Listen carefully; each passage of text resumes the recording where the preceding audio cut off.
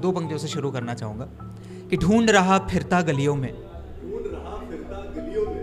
ढूंढ रहा फिरता गलियों में, फिर खोए सपनों का डेरा।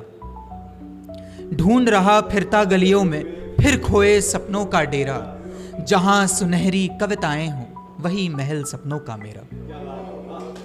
जब आप किसी नए शहर में जाते हैं या आते हैं तो आपको क्या लगता है सबसे ज़्यादा दिक्कत किस चीज़ की होती है? दोस्त बनाने में जी, काम वाली ढूंढने में जी, नहीं बिल्कुल घर ढूंढने में। और कोई? मेरे लिए भी सबसे बड़ी दिक्कत घर ढूंढना है, स्पेशली जब आप किसी बड़े शहर में जा रहे हैं और आप Tier 2 Tier 3 सिटी से आ रहे हैं तो सबसे ज़्यादा दिक्कत है घर ढूंढने में। ठीक, तो मैंने जो फेस किया, मैं सड़क पर घर ढूंढ रहा था और तब मैंने कुछ लिखा था तो वो आप सबके सामने रखता हूँ। कुछ सस्ते महलों में रहने, खुलकर अपनी बातें कहने, लोग शहर को जाते हैं, दूर गांव से आते हैं। उन अखियों में ऐसी बूंदें, उन गलियों में कैसे ढूंढें। पल जो थोड़े कल जैसे हों, घर जो थोड़े घर जैसे हों। अच्छा, एक गाना है जो मुझे बहुत पसंद है, पुराना गाना है पर आप सबने सुन रखा है, तो उससे एक बार सबने साथ में गाना है, ठीक है? चलो कोशिश करते हैं। सादगी तो हमारी जरा देखिए, सादगी तो हमारी जरा देखिए, एतबार आपके वादे पर कर लिया। सादगी तो हमारी जरा देखिए, सादगी तो हमारी जरा देखिए, एतबार आपके वादे पर कर लिया। बात तो सिर्फ एक रात की थी मगर, बात तो सिर्फ एक रात की थी मगर, इंतजार आपका उम्र भर कर लिया। इसी में आगे 2 पंक्तियां जो मुझे बड़ी पसंद है, उम्मीद करता हूँ आपको भी पसंद आएगी।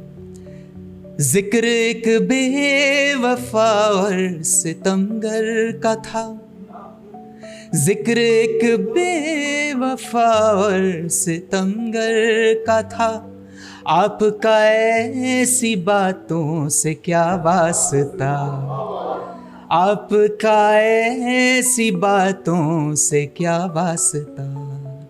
आप तो बेवफा और सितमगर नहीं, आप तो बेवफा और सितमगर नहीं, आपने किस लिए मुँह धर कर लिया।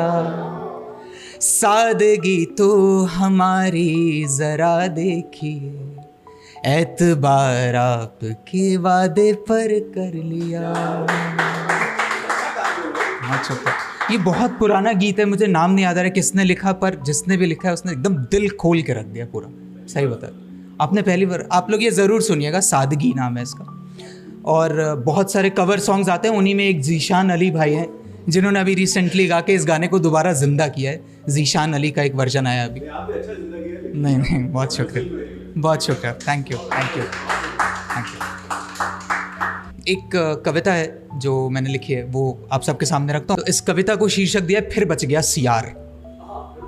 जंगल की बात हो रही है, ठीक है? सियार, हाँ। आजकल क्या है, कॉलेज में, स्कूल में सियार मतलब होता है क्लास रिप्रेजेंटेटिव, क्लास रिप्रेजेंटेटिव, ठीक है? तो मैं कहीं सुनाता हूँ तो लोग बोलते हैं क्लास रिप्रेजेंटेटिव बच गया, शायद वहाँ ज़्यादा बच्चे छोटे ज़्यादा आते हैं कॉलेज वाले। पर मैं पहले ही अब क्लियर कर देता हूँ कि जंगल की बात हो रही है, सियार, ठीक है? एक कहानी है सबको बतानी। एक हिरनी को छेड़ गया था सियार। एक कहानी है सबको बतानी। एक हिरनी को छेड़ गया था सियार और हिरनी ने दर्ज करा दिया FIR। भाई आग की तरह जंगल में फैल गई बात। जिसकी भी होती थी किसी से मुलाकात, बस वही कहानी उसके होठों पर आती थी। सियार का असली चेहरा सबके सामने रख जाती थी। हथनी मामी के बड़े कदमों को अपनी चीख से रोकते। अब मैं बता रहा हूं कैसे फैल रही है बात। हथनी मामी के बड़े कदमों को अपनी चीख से रोकते, किसी तरह अपनी रुकी हुई सांसें सोखते। चींटी बोली, मामी मामी आपने सुना क्या?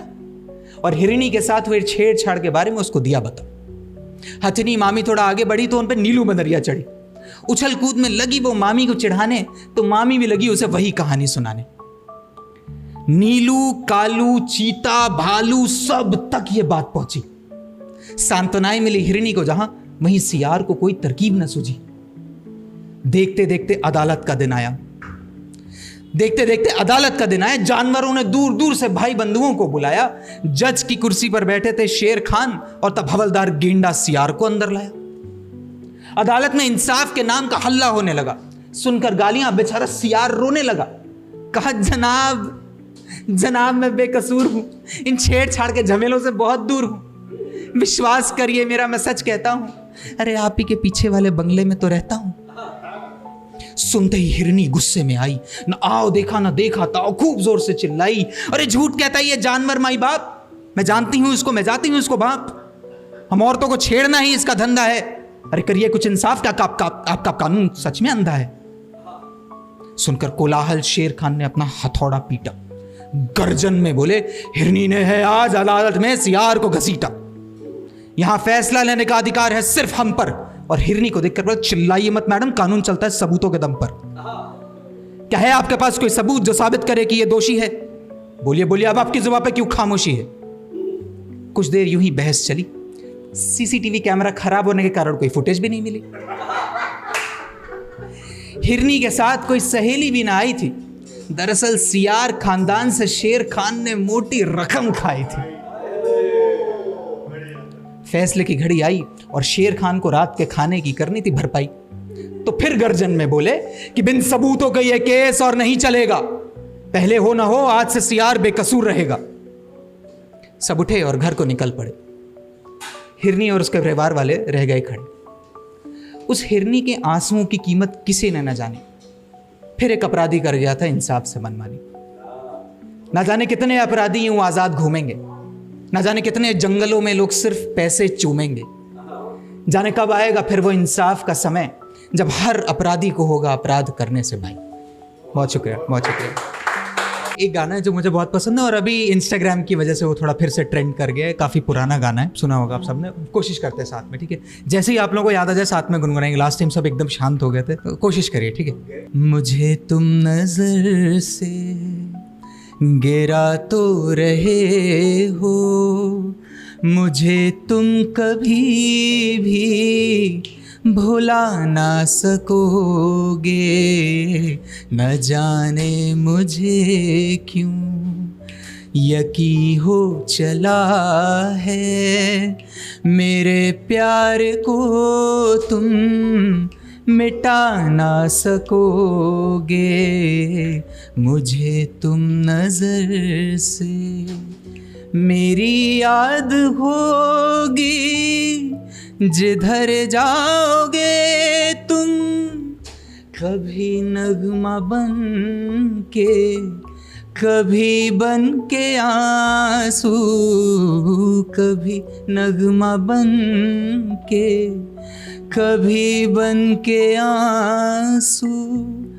तड़पता मुझे हर तरफ पाओगे तुम, किसी ने जो पूछा सबब आंसुओं का, बताना भी चाहो बता ना सकोगे, मुझे तुम नजर से गिरा तो रहे हो, मुझे तुम कभी भी भुला ना सकोगे। जोरदार तालियां, बहुत अच्छे, थैंक यू, थैंक यू।